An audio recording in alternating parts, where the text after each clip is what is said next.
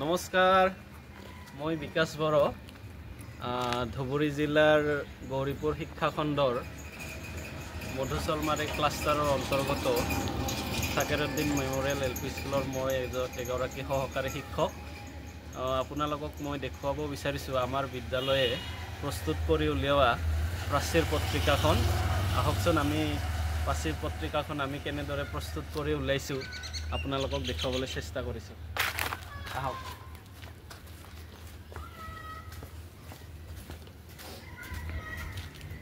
এয়া আমাৰ বিদ্যালয়।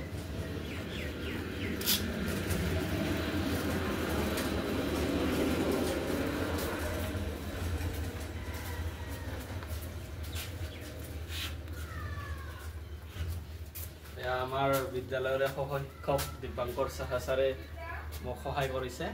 আচলতে বিদ্যালয় এখনত বিভিন্ন ধৰণৰ কাৰুকাৰ্য প্ৰস্তুত কৰি উলিয়াওঁতে সকলোৰে সহায় সহযোগিতা লাগে।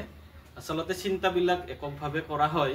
ধৰক মই কিবা এটা চিন্তা কৰিছোঁ বা অন্য সহকাৰী শিক্ষক শিক্ষয়িত্ৰীসকলে চিন্তা কৰিছে, সেই চিন্তাবিলাক একলগ কৰিহে আমি বস্তু এটা পূৰ্ণতা দিব পাৰোঁ। আৰু আমি সেইভাৱে ছাত্ৰ ছাত্ৰী আৰু শিক্ষাগুৰুসকল লগতে আমাৰ বিদ্যালয়ৰ প্ৰধান শিক্ষক হামিদুৰ ৰহমান ছাৰৰ প্ৰচেষ্টাত আমাৰ এই ৱাল মেগাজিন বা প্ৰাচীৰ পত্ৰিকাখন আমি প্ৰস্তুত কৰি ওলাইছোঁ। আপোনালোকক দেখুৱাবলৈ চেষ্টা কৰিছোঁ। প্ৰথমে দেখুৱাইছোঁ এয়া আমাৰ সম্পাদনা সমিতিত আমাৰ তত্ত্বাৱধায়ক হিচাপে আছে আমাৰ বিদ্যালয়ৰে হামিদুৰ ৰহমান ছাৰ, প্ৰধান শিক্ষক। লগতে সম্পাদক হিচাপে মই নিজে জড়িত আছিলোঁ।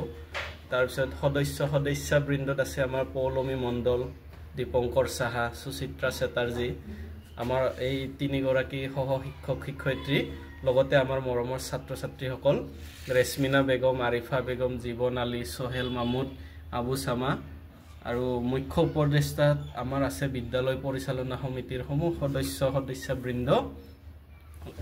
আমি আপোনালোকক দেখুৱাবলৈ চেষ্টা কৰিছোঁ আমাৰ যিখিনি ৰূপসজ্জা, এই ৰূপসজ্জা বা বিভিন্ন এনেকুৱা ধৰণৰ সজ্জাবিলাক বা ৰং তুলিকা এইবিলাক যে প্ৰস্তুত কৰিছে, এই বিশেষভাৱে আমাৰ বিদ্যালয়ৰ শিক্ষক দীপংকৰ সাহা ছাৰে প্ৰস্তুত কৰি ওলাইছে।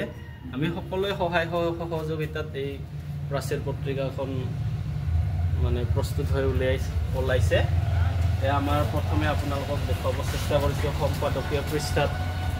এয়া দুআষাৰ লিখা হৈছে, সম্পাদকে লিখিছে। প্ৰাচীৰ পত্ৰিকাখনৰ ওপৰত কিছু মন্তব্য লিখিছে। এইবাৰ আমি আপোনালোকক দেখুৱাবলৈ চেষ্টা কৰিছোঁ ছবিঘৰ, অকণিৰ ছবিঘৰৰ ভিতৰত আমি এনেকৈ আপোনালোকক দেখুৱাব চেষ্টা কৰিছিলোঁ।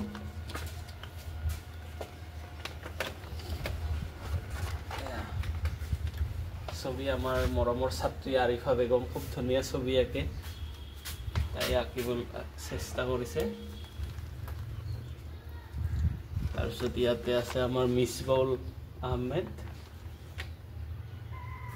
ছবিৰ লগতে কবিতাও লিখিছে। এয়া জীৱন আলী, জান্নাতুল আফিয়া, পৰিৱেশ সংৰক্ষণৰ ওপৰত ধুনীয়া ছবি আঁকিছে আৰিফা বেগম। এনেকুৱাকৈ আমি ছবিৰ যিটো শিতান এই ছবি ঘৰত আমি ৰাখিছোঁ। এইটো হৈছে ছবি ঘৰৰ শিতান। ইয়াৰ পাছতে আমি গদ্যৰ কথাৰে বুলি কওঁতে আমাৰ শিক্ষাগুৰুসকলে কিছুমান প্ৰবন্ধ লিখি ওলাইছে, আৰু তাৰে ভিতৰত আছে আমাৰ প্ৰথম সহায়ৰ হাত বুলি বিকাশ বড়ো তেওঁ লিখিছে। তাৰপিছত মানসিকতাৰ পৰিৱৰ্তন, আমাৰ পৌলমী মণ্ডল সহ শিক্ষয়িত্ৰী, তেখেতেও লিখি ওলাইছে গদ্য এটি।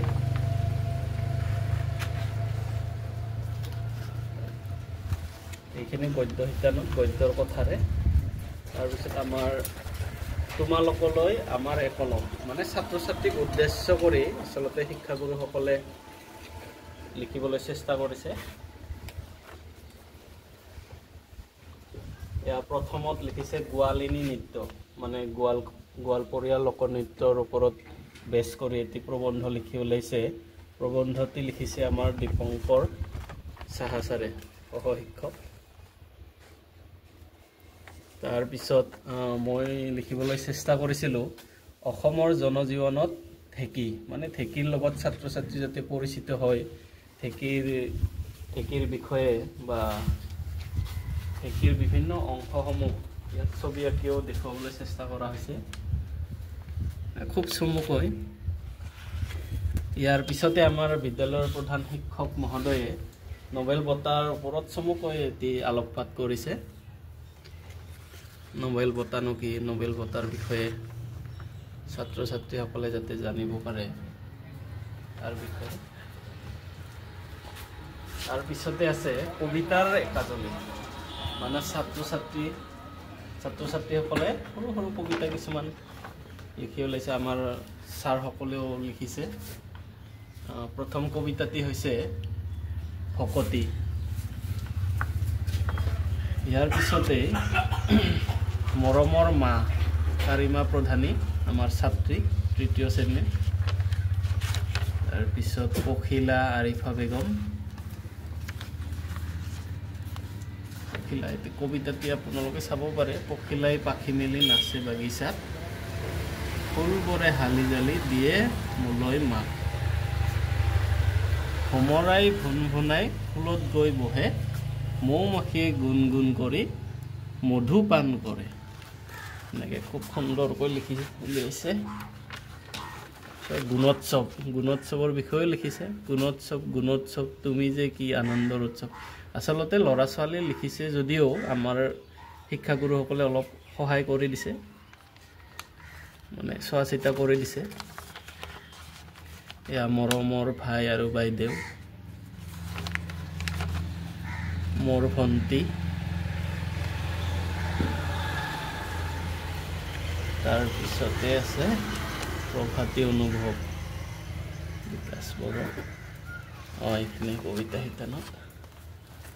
ইয়াৰ পিছতে আমাৰ কোৱাচোন বাৰু কি, মানে সাঁথৰ সংগ্ৰহ কৰিছে আমাৰ আবু চামা। পানী আছে মাছ নাই, জংঘল আছে বাঘ নাই, উত্তৰ হৈছে নাৰিকল। সংগ্ৰহ কৰিছে। ইয়াৰ পিছতে আছে আপোনাৰ সুবিচাৰৰ শিতানত আছে।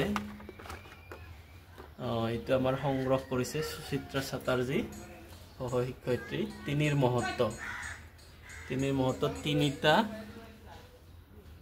তিনিটা বস্তুৱে জীৱনত কাৰো অপেক্ষা নকৰে।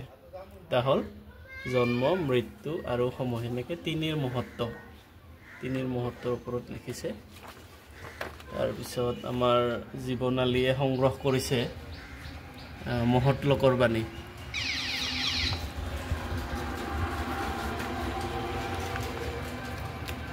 এইদৰে আমাৰ বিভিন্ন শিতান ৰাখিছে। আৰু আমাৰ ৰিচেণ্টলি গুণোৎসৱ 22 তাৰিখত হৈ গ'ল, আৰু 22 তাৰিখৰ গুণোৎসৱত আমাৰ বহিমূল্যায়ক হিচাপে উপস্থিত আছিল আমাৰ বড়োলেণ্ড ইউনিভাৰ্চিটিৰ এছিষ্টেণ্ট প্ৰফেচাৰ বিভূতি লোচন শৰ্মা। আৰু তেখেতে আমাৰ মানে পাচিৰ পত্ৰিকাখনৰ ওপৰত লিখি থৈ গৈছে খুব সুন্দৰভাৱে। মই দেখুৱাবলৈ অনুৰোধ জনাইছোঁ। এইদৰে আমাক উৎসাহিত কৰিছে। লগতে আমাৰ ক্লাষ্টাৰৰ CRCC মহোদয়েও দুআষাৰ আমাৰ কাৰণে উৎসাহমূলক মন্তব্য প্ৰদান কৰি গৈছে।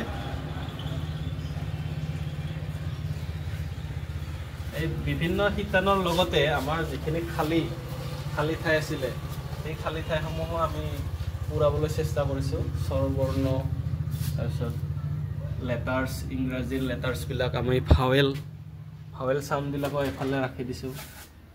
আচলতে এইবিলাক ডিজাইন কৰা হৈছে মানে কাৰো ৰূপসজ্জা। এই ৰূপসজ্জা আমাৰ বিদ্যালয়ৰ সহশিক্ষক, খুব টেলেণ্টেড অলৰাউণ্ডাৰ আমাৰ দীপঙ্কৰ সাহা ছাৰ, তেখেতে এইবিলাক মানে সজ্জাটো কৰিছে।